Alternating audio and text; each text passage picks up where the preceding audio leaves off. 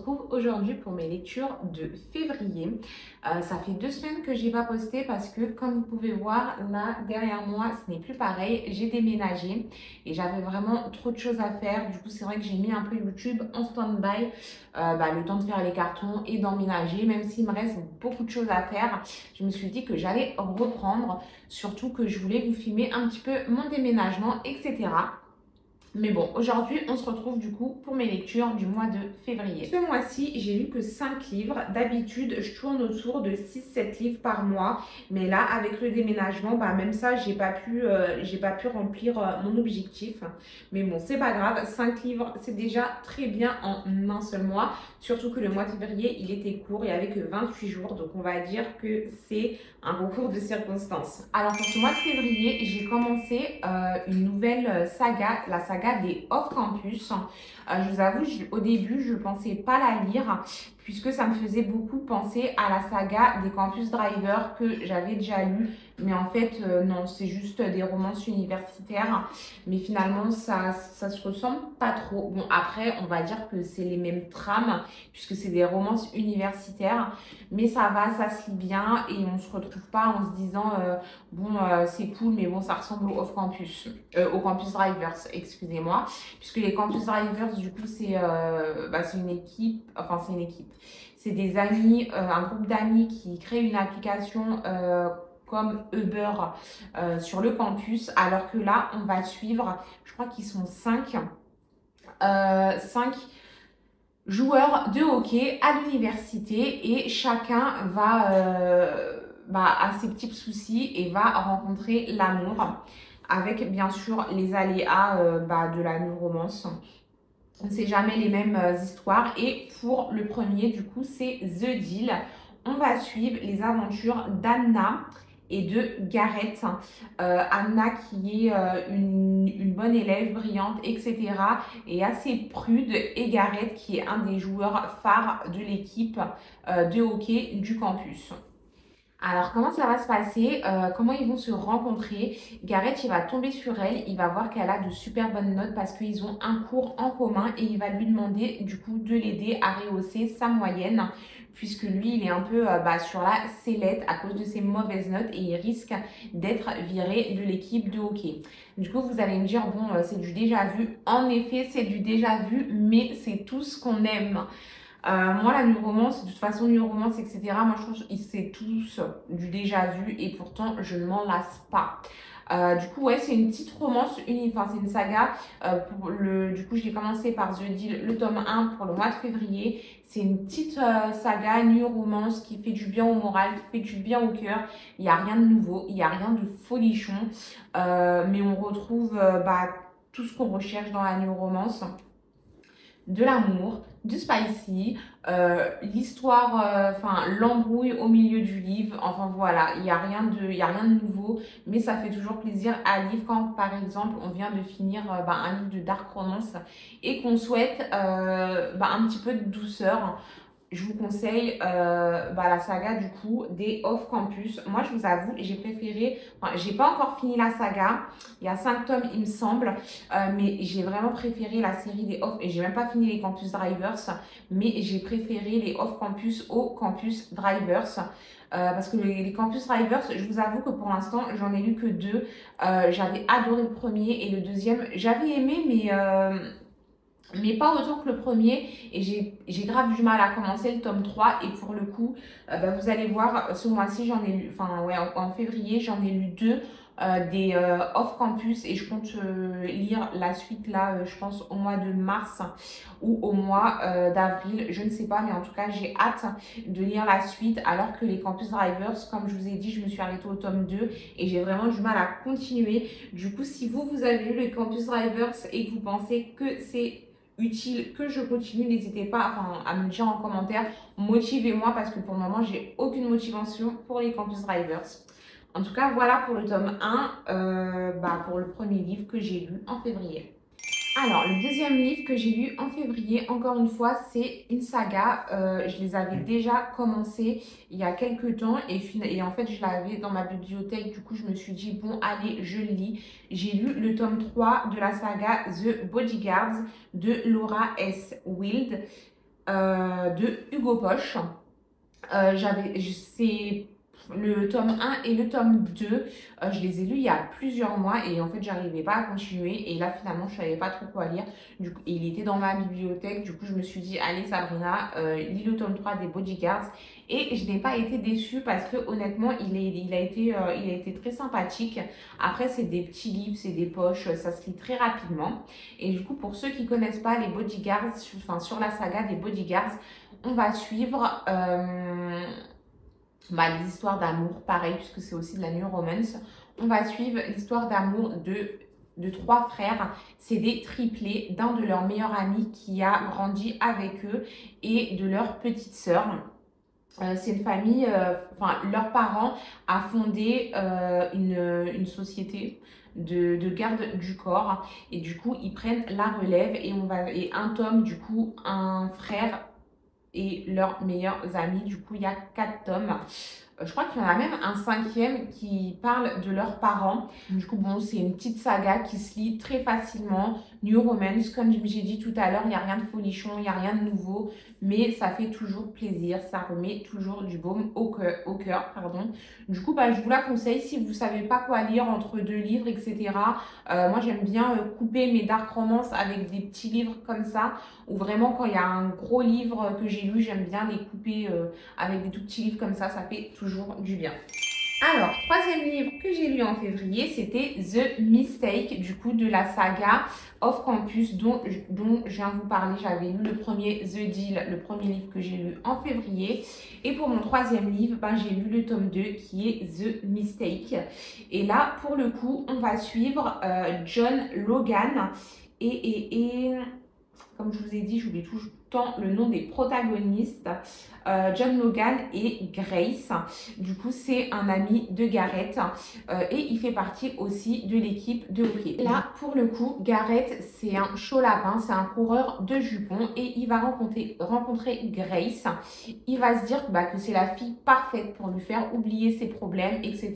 juste pour s'amuser. Et finalement, il va se prendre au jeu et tomber amoureux d'elle. Sauf que, comme d'habitude, il va un petit peu foirer le truc et de là va s'en suivre leur histoire. Du coup, je vous spoil pas, mais en tout cas pareil, j'ai beaucoup aimé. J'ai préféré quand même le tome 1, mais de toute manière moi à chaque fois je préfère tout le temps le tome 1 quand je commence une saga parce que je m'attache trop aux personnages.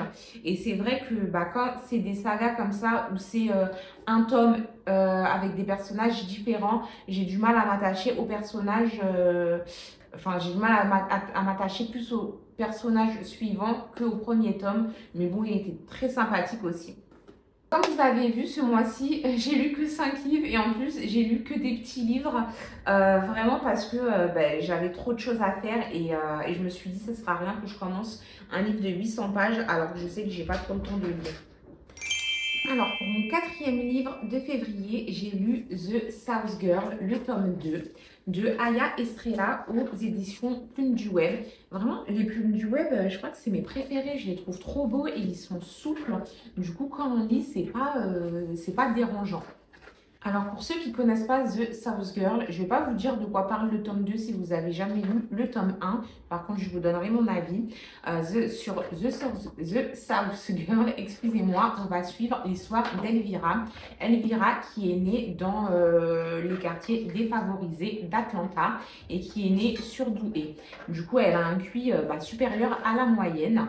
Son frère est en prison et un jour, il y a l'avocate d'une université de je ne sais plus quelle ville, mais en tout cas pas Atlanta, qui va lui dire écoute Elvira, il y a un violeur en série qui sévit sur le campus de l'université. En échange de ton admission dans cette université, de payer les frais de scolarité et tout ce qui s'ensuit, il va falloir que tu m'aides à découvrir qui est ce violeur. Elvira, elle va hésiter, mais l'avocate va lui dire si tu m'aides, je fais sortir ton frère de prison. Du coup, elle va accepter. Elle va se rendre du coup sur le campus de l'université où elle va rencontrer une bande d'amis avec qui elle va se lier d'amitié. Elle va rencontrer du coup Abel Ryder, un riche héritier. puisque de toute façon, cette université, elle est un petit peu select. Du coup, elle va rencontrer Abel Ryder, qui est du coup dans ce groupe d'amis avec qui il y aura plus que de l'amitié. Du coup, on va suivre Elvira qui va essayer de démasquer le violeur en série. Elle va se faire... Non, je vous le dis pas parce que sinon c'est un peu du spoil. Mais elle va essayer du coup de découvrir qui est ce violeur en série. Et bien sûr, il y a la petite histoire d'amour. J'avais adoré le tome 1. Et j'ai aussi adoré le tome 2, en sachant que dans le tome 2, il y a quand même une plus grosse enquête que dans le tome 1. Dans le tome 1, on va plus suivre la romance entre Elvira et Abel. Et dans le tome 2, l'enquête sur le violeur en série prend le dessus. J'ai vraiment adoré les deux. C'est vrai que le premier, je l'ai fini plus vite que le tome 2, mais ils sont tous les deux très bien. J'ai adoré. J'ai adoré la plume. Ça se lit très vite, ça se lit très facilement. On rentre vite dedans. Vraiment, dès les premières pages, on rentre dedans. Pourtant, moi, j'aime pas trop les livres avec des enquêtes, etc. Je suis vraiment en romance à fond. Et c'est vraiment, ça a été une belle surprise. J'ai adoré. Et honnêtement, au début, je l'ai acheté juste parce que je l'ai trouvé beau. Et j'ai vraiment pas été déçue. Le 1 comme le 2, ils sont vraiment géniaux avec leurs caractéristiques. Puisque comme je vous ai dit, le 1, c'est plus la romance d'Abel et Elvira. Et le 2, même s'il y a aussi de la romance, bien entendu, il y a beaucoup plus d'enquêtes. Beaucoup de questions qu'on se pose sur qui est le violeur, etc. Beaucoup de rebondissements. J'ai adoré. Voilà, du coup, je vous le conseille. Si vous aimez les enquêtes, si vous aimez la romance, si vous aimez un petit peu le girl power, puisque Elvira, elle a quand même, c'est un vrai bout d'entrain, elle a un vrai caractère de cochon, n'hésitez pas parce qu'il est vraiment génial, il se lit vraiment tout seul, ils font à peu près ouais, entre 400 500 pages, mais vraiment ça se lit très vite. Alors pour mon 5e et dernier livre du mois de février, j'ai lu Faux fiancé, vrai problème de Anne Ferrat, édité aux éditions Plume du Web. J'ai acheté toujours parce que je trouvais la couverture jolie, j'aimais bien les couleurs, etc. Avec mon grand âge, je ne comprends pas comment je peux faire ce genre de choses. Mais finalement, bon, c'était une petite romance, rien de folichon non plus, mais c'était très sympathique. Pour Faux fiancé, vrai problème, on va suivre. Je suis désolée, je lis en même temps le résumé parce que comme je vous ai dit, moi j'oublie tous les noms des protagonistes. Du coup, on va suivre Tyler qui réalise enfin son rêve de rentrer en NBA et il est pris sur l'équipe des Pistons qui sont à Détroit. Sauf que suite à sa signature de contrat et à ses premiers pas en NBA, il va malheureusement recevoir des lettres de menaces d'une personne dont on ne connaît pas l'identité. Suite à ça, son coach va prévenir la police et la police va mettre 2 enquêteurs avec lui pour le protéger et découvrir qui est ce fameux, pas admirateur secret, pas du tout, mais ce fameux, comment on dit, la personne en fait qui lui envoie des lettres de menaces. Ils prennent ça tout de suite au sérieux. Et ce qui va se passer, c'est que dans les 2 enquêteurs, il va y avoir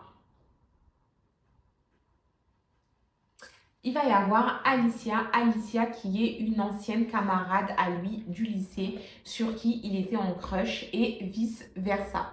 Du coup, il y a de l'enquête, il y a de l'amour, il y a des rebondissements parce que vraiment à la fin, j'avais un petit doute sur qui envoyait les lettres de menace, mais vraiment jusqu'à la fin, je me disais ouais bon peut-être que je me trompe. Je vous dis pas qui c'est de toute façon. Mais voilà, du coup, c'est sympathique. Ça casse pas 3 pattes à un canard. Mais encore une fois, il y a tout ce qu'on aime dedans, du spicy, de la romance et une petite enquête pour pas aussi tourner que sur l'amour. Du coup, je vous le conseille aussi. Du coup, c'est tout pour mes lectures de février. Comme vous avez vu, j'ai rien lu de transcendant, mis à part The South Girl, le tome 2, la suite, parce que j'avais beaucoup aimé le tome 1. Le tome 2 aussi, j'ai beaucoup aimé et je crois que c'est l'une de mes lectures, c'est ma lecture préférée du mois de février. Après, j'ai beaucoup aussi aimé les 2 premiers tomes de Off Campus. Mais j'ai rien lu non plus de transcendant, mis à part The South Girl.